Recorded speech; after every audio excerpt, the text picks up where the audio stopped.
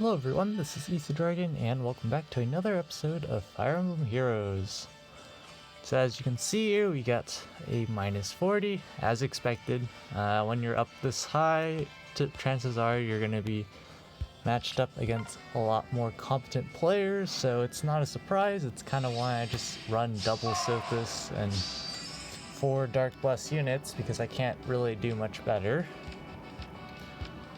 But so yeah, offense this week, not too shabby. Definitely enjoyed some of the matches we had this week. Definitely quite interesting facing some plus 10 teams. That was pretty wild seeing that many in one season. I don't think it's happened before, so that was cool.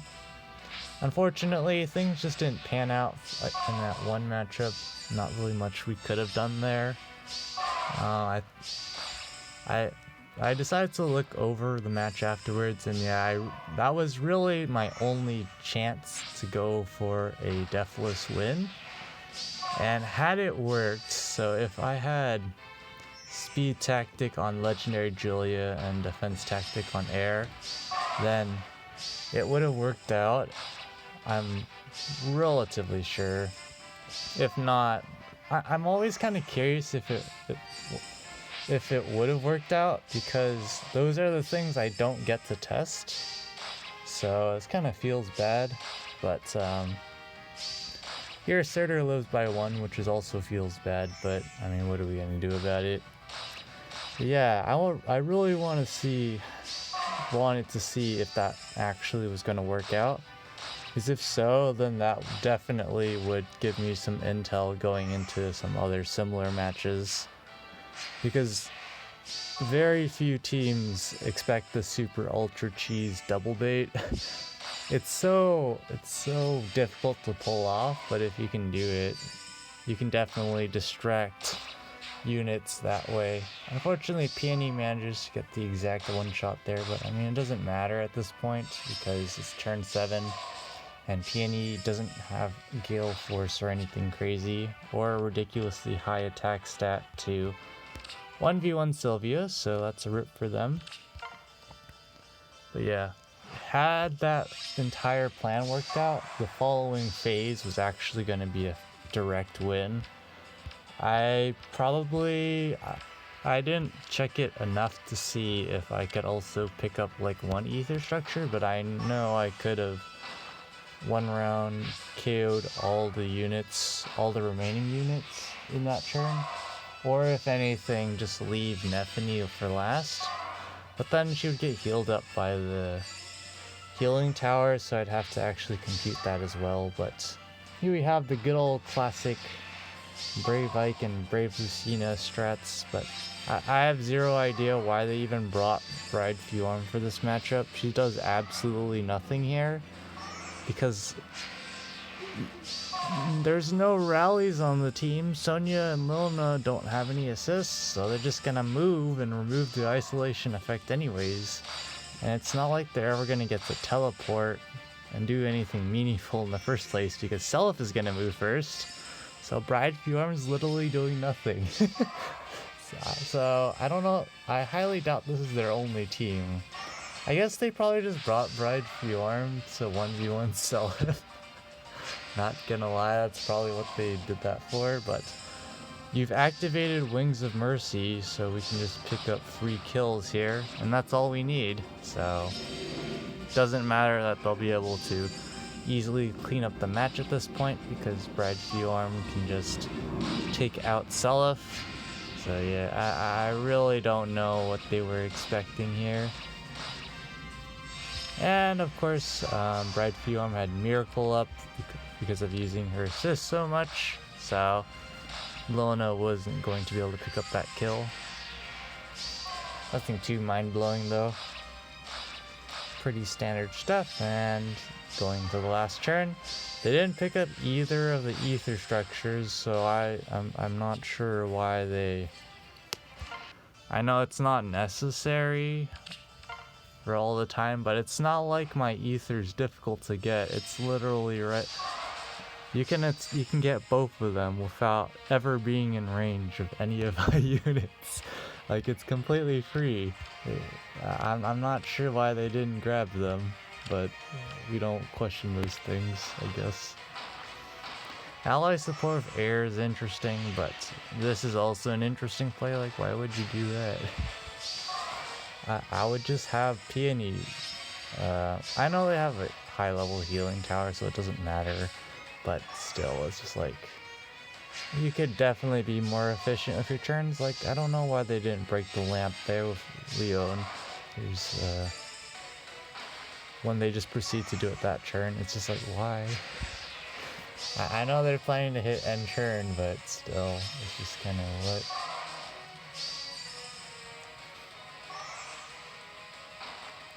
Yep, they're just gonna hit end turn here and activate Duo Athune's Duo skill to get some more buffs.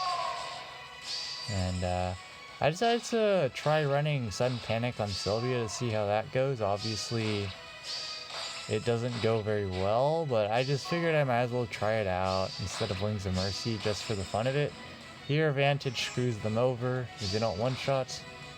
Lono doesn't one-shot, no one one-shots, it's a party. It's kind of expected that we don't one-shot these folks. And of course, Thune has their special up to one-shot, easy peasy. And they can bring in Leon as well. And it's Lona against Leon, and we all know Leon, he's strong against ranged units, but you can't just simply hit end turn against any ranged unit with him. You still have to consider the fact maybe it's double, he doesn't pick up the one-round KO. There's all sorts of things that can go wrong, so in that case, not a great result for them, so they just end up surrendering there. And here, I think we all know what's going to happen. It's pretty obvious they have enough checks to my defense to just pick up a clean win. And of course, because at this point I was pretty high up in the Ether Raid rankings and tier, I guess, at the same time. I'm up against plus 10 teams and plus 190 lift offense teams that specialize in using peonies and air for healing support, I guess, and some other things. She's also bonus, so also a bonus, pun intended, extra bonus. But yeah, you can just hit and run because this team has literally zero punish game. I should maybe consider moving healing tower and using Sothis as a source of Wings of Mercy jumping instead of having her getting healed by healing tower. Because let's be real, Sothis at full HP versus Sothis at not full HP is pretty negligible. But yeah, just they can just full solo carry with Lin here. They don't even need to use Sheeta because of Sasei's blessing. And of course, again, zero punish game, so they can just go in and just go ham. Of course, they probably just brought Sheeta because you can't really run triple peony without sacrificing your offense. So you just need to put someone there, so might as well put Sheeta. I guess also as a backup option against, what's his name? Seliph. But yeah, Lin quadding and stuff, it's going to be a straightforward match. And it just continues, just people bringing in their plus 10 teams, nothing too special here. Kind of cool to see though what people bring. So if I ever do try hard in the future on defense for Dark Season, I know what I'm up against, but stuff like this is why you can never really have too much speed. And of course, Merida is definitely one of the stronger, if not the strongest. I'm not entirely sure if I like the skill set on Peony, but sure, it works. Like, I don't know why you wouldn't want Beetle flying on Peony. Is there a reason to have less HP? I'm not sure. But, yeah. With Speed Res Solo and Rita's sword, even if she's up against like a low speed unit or whatever, she's still getting like 64 speed and then 67 with Peony or whatnot. So, yeah. It's very difficult to outspeed this stuff. This is why a lot of people end up just spamming like close call or repel or whatever. or the more recent Spurn, because, well, it works when you're mostly up against units that don't have nearly as much speed. Now, of course, as we've seen in previous seasons of AR offense, where I've recorded matches that, well, let's just say some units can get mildly fast on defense, so that even Marita here would not really have enough speed to consistently double, and maybe even she probably avoids doubles pretty decently. Here, unfortunately, Selef can't live. If he could, then maybe there's a chance of Sonya and Milna trolling Ulm, because he's, again, doesn't have the greatest res in the world. Of course, has repel, but I mean, we might have been able to do something better than nothing. But yeah, it's a super easy pickup for them at this point. So, pretty straightforward, just plus 10 teams in a nutshell. Just have strong carries. They're even just running double strong carries here. Not sure about repel for offense, but I know there's some situations where it's useful, so nothing really to complain about that. And then here we finally have a not plus 10 spam team. Finally got matched up against something different here. This person definitely doesn't like armors. Good old Raven TA and a +1 dual Alphonse. So I think we all know how this can go down, because we've seen this kind of team many times before in the past. So feels derp, man. You know what also feels derp is the fact staying in tier 21 actually required 3,860. I'm pretty sure. I think at this point anyone who has 3,858's kicked out now. But a couple hours ago there were like 17 ranks from dropping or something. I have no idea. But yeah, that was pretty crazy, because as you'll see when I show my rankings currently, there is a crud ton of people at 3,860, which is incredibly rare, but to some degree it makes sense, because 760 is 2 points away from the max possible score in the game. So, yeah, Arena is pretty crazy this week with the bonus season, but at this point it's kind of awkward for them, but they can just hit N-turn with Lyn and do okay, because her res is okay, but of course the biggest problem is they already lost 2 units, so feels bad, man. At this point they have all the time in the world to win. They could have went back and set up the multi-attack kill. It was going to be an easy kill on Sylvia.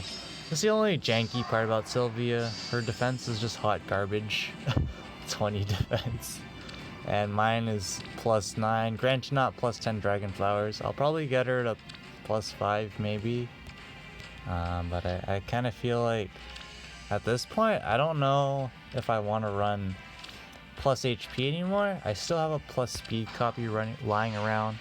So it's kind of like, if I don't want to run plus speed and just keep with plus HP, then I should just run, or should just merge into Sylvia to get her to +10. I have a decent amount of units at +9 right now. It's not even funny. I think I have 4 or 5 units chilling at +5. I know off the top of my head, there's like Sylvia, what's his name, Valbar. I'm forgetting, but yeah, because it's like at this stage, it's just kind of like all passive. I'm just like, I don't really know anymore. But yeah, I don't think Sun Panic's really worth it. I just figured I would give it a try. So they're just going to use Pull Smoke here and just hit N-turn, which totally makes sense. There's absolutely nothing wrong here. Of course, with Brave Lucina, combos. So, and Faye is just inherently pretty darn tanky. Spendthrift Bow, also great. Odd Follow-Up is a not so bad of a tech on offense if you think about it, because you can choose a lot of times when you go in. Of course, that means if you need to player phase the following turn, then it's kind of awkward, but I mean, it still works out because the Spendthrift and just Valentine phase base bulk, she's perfectly fine. And of course they also have the extra turn, the +2 to all stats from Milla, Brave Lucina, and Peony. It should be a very straightforward win in general against a team like mine. I'm not really sure what I would want to do against strats like this, because against like, I could like build an infantry pulse team or something, an actual serious infantry pulse team. This is like the janky 2-unit infantry pulse cheese, trying to just using Sonya's weapon and low cooldown specials. But like if I actually wanted to build an infantry pulse team, I just feel like it still wouldn't work because people do carry pulse smoke, and besides that, punish range and infantry pulse is always a dicey thing to work with. I don't have Yoon, so I can't cheese with like ground or aerobatics, guidance, or whatever. All those shenanigans aren't really available to me. I could bring in Brave Micaiah again, but again, she'd literally just be there for ground orders, so I don't feel like it's worth. I go for an aggressive attack here, but it's still perfectly fine because again, they had Milla to inflict isolation on Sylvia, so there's literally absolutely zero punish game. And of course, Lindless Say's Blessing again, doing work. Nothing too mind-blowing here. Definitely super solid though in general, as if you heavily invest into her like this. With Sasei's Blessing, pretty strong hit and run power, because a lot of frontline units are Sword Lance or Axe. If they're not, they're typically a mage that has not super ridiculously high defense, because I'll be real with you, even if there was like a low attack on that mage or whatever, 44, 48, 54, and then also like Peony and Milla and whatnot, Lynn's still gonna do quite a bit of damage in 2 shots, so you would have to be a bulkier mage, and typically then you have other options. You don't have to necessarily hit and run off of that, but because of that loss on offense, which again at the end of the day, it was definitely really cool. First time actually really computing attack order and stuff, which, I mean, it's not too much of an extension to normal damage calcs, but yep, just outside top 3k, but again, doesn't matter too much. We ended out the season with -80 lift. I primarily think in general defenses will quote-unquote be easier in giant quotes going down the line because of auto dispatch, so a lot more people aren't going to be actually playing matches, so there will be days where you just don't even get matched up at all, except maybe rematches, so there's that. But resonant battles here, easily going up to interval 15. Just seems like we're always going to be behind the folks with a harmonized hero because of how the system works. Doesn't matter if I can get the max score. But here's like the shocker. So at this point, I think everyone from my rank and maybe a few ranks above, all the way down to 1052, and maybe even lower, I have no idea, have the same score of 3860, which is absolutely wild. That this is a super. I don't even remember the last time that many people were crammed into a super high score. I know because of the bonus season, it's possible for folks to stack up this high of a score, but pretty wild, I gotta say. So, feels bad, man, for the folks who went 3858 and don't have time to re-roll. But there's still an hour left. I guess there's still time, right? And Arena Assault's nothing too special here. Super competitive season, aka fire season, and then a good old school Earth season, so makes sense that close to 5,300 isn't even close to top 1K. But, you know, at the end of the day, we're just chilling, so we'll be back when the results drop in. Alright, Roared should be out now, and just outside top 3K. Definitely had a chance of getting into top 3K if I played better, but I mean, honestly, I could try swapping speed and defense tactic around. I don't know how much of that's actually gonna help, but Cav school bonus, it's kind of whatever again. We're gonna get meme rolled. Can't wait. Probably just gonna, I don't know if what I'm gonna do for this season of Ether Raid since it's fool around season for us. But Resonant Battles went up 2 intervals, so that's cool, I guess. Doesn't really matter too much. Arena, we are staying in for sure.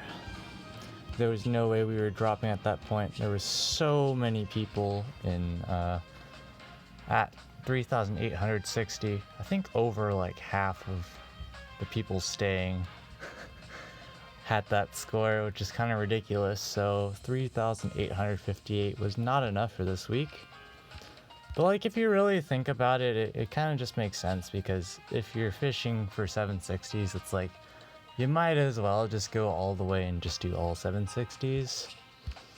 Which of course, if you're like someone who's like me, who is scoring 748 to 762, or even worse, 746 to 760, that would require a lot more fishing, but I guess it turns out you should do that if you want to stay in tier 21. But I did notice a lot of people were re-rolling, so towards the end of the season. But I think that's it for this episode. So Mjolnir Strike's coming back eventually. Where we're just still derping around. Wasn't able to stay in light season again, off by I believe 2 points again. Classic. But that's gonna be it for this episode. Thanks for watching. As always, this is Ether Dragon, and hope to see you all next time. Bye.